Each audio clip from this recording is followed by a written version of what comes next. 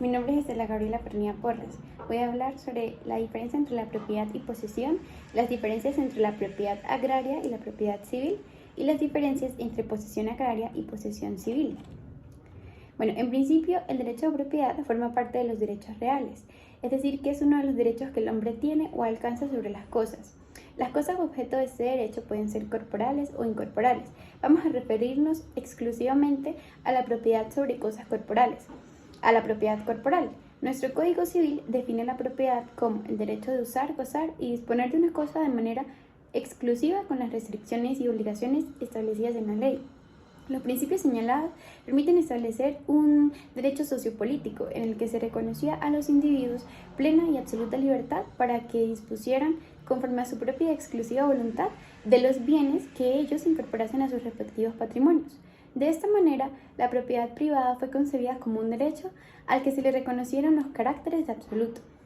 La ley dice que nadie puede ser privado de su propiedad sino con su consentimiento, a menos que la necesidad pública o la utilidad general probada legalmente lo exijan, y nadie puede ser privado de la menor porción de su propiedad, ni ésta podría ser aplicada a ningún uso público sin el consentimiento del propietario o del Congreso. Y en caso de que el interés común legalmente comprobado así lo exigiera, debería presuponerse siempre una justa indemnización. Por ejemplo, la Constitución de 1864 se consagró expresamente sobre la propiedad como una garantía constitucional en todos sus derechos, el cual lo define como un derecho absoluto, de carácter inviolable y que podría ser ejercido libremente. En cuanto a la posesión civil, se trata de que una persona ejerce un dominio de hecho sobre una cosa, independientemente de que sea o no el propietario. El Código Civil venezolano define la posesión como la tenencia de una cosa, o el goce de un derecho que ejercemos por nosotros mismos o por medio de otra persona que detiene la cosa o ejerce el derecho en nuestro nombre. Por tanto, se presentan dos situaciones: la de quien tiene la cosa o goza del derecho por sí mismo a través de otro, y la de quien solo tiene la cosa o goza del derecho en nombre de otro. Entonces, el objeto de la posesión es una situación de hecho que genera consecuencias jurídicas, las cuales recaen sobre derechos reales, únicos, susceptibles de posesión, pudiendo nombrar entre ellos la propiedad, el usufructo, la servidumbre, el uso, entre otros. Asimismo, no se puede poseer un bien que no sea susceptible de propiedad, según lo establecido por el Código Civil venezolano.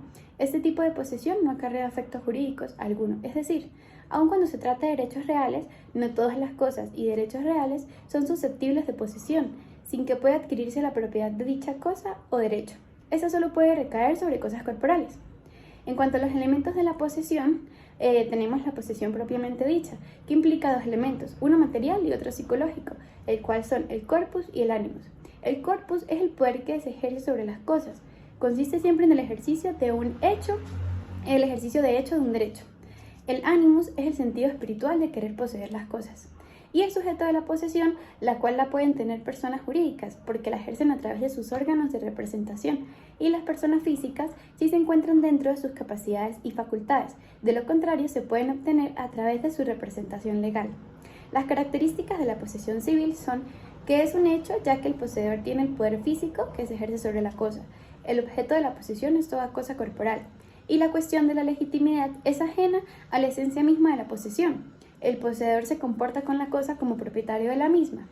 Y es importante resaltar que la propiedad implica la posesión, pero ambas pueden existir separadamente, ya que hablamos de la propiedad sin posesión cuando la cosa se encuentra en poder de un tercero, que la tiene con ánimo de dueño. En cambio, se habla de posesión sin propiedad, se tiene la cosa sin ánimo de dueño, es decir, sin el derecho a su propiedad.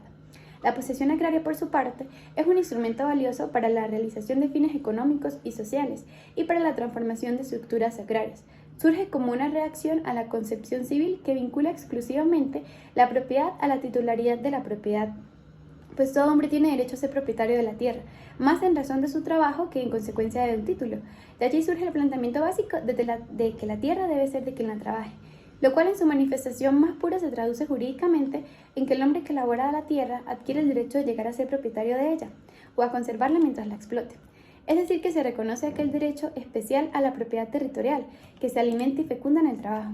El trabajo productivo y continuo del hombre sobre la tierra coloca a la explotación como columna vertebral del derecho a propiedad. Así, el trabajo pasa a ser el derecho mismo, y por ello se protege y reconoce para que se convierta en propietario el productor que no lo es formalmente. Aunque la propiedad y la posesión agraria están unidas existencialmente por la relación de contenido, sin embargo, esencialmente son separables. Pero dado que la propiedad agraria no existe sin posesión agraria, es necesario caracterizar este tipo de posesión para diferenciarla de la posesión civil.